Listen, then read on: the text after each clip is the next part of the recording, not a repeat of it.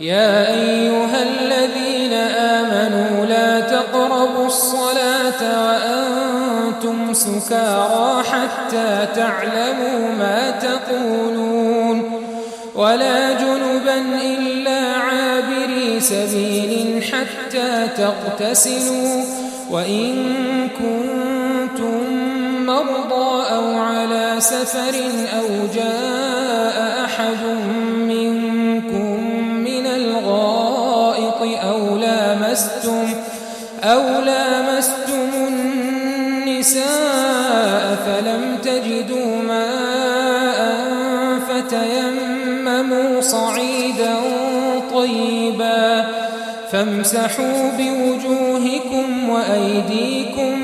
إن الله كان عفوا غفورا ألم تر إلى الذين أوتوا نصيبا من الكتاب يشترون الضلالة ويريدون أن تضلوا السبيل والله أعلم بأعدائكم وكفى بالله وليا وكفى بالله نصيرا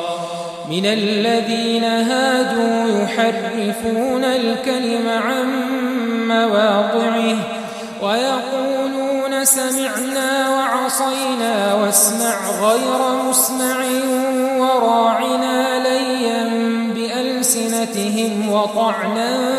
في الدين ولو أنهم قالوا سمعنا وأطعنا واسمع وانظرنا لكان خيرا لهم وأقوم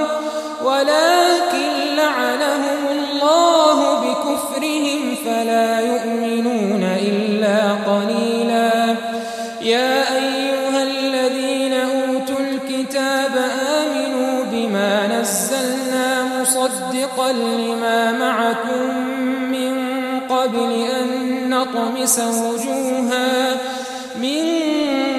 قبل أن نطمس وجوها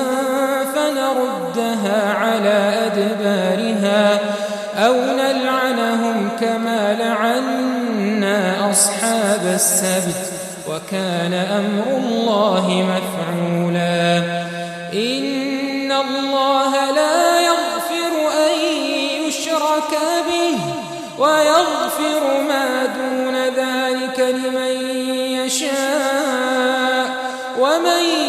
يشرك بالله فقد افترى إثما عظيما ألم تر إلى الذين يزكون أنفسهم بل الله يزكي من يشاء ولا يظلمون فتيلا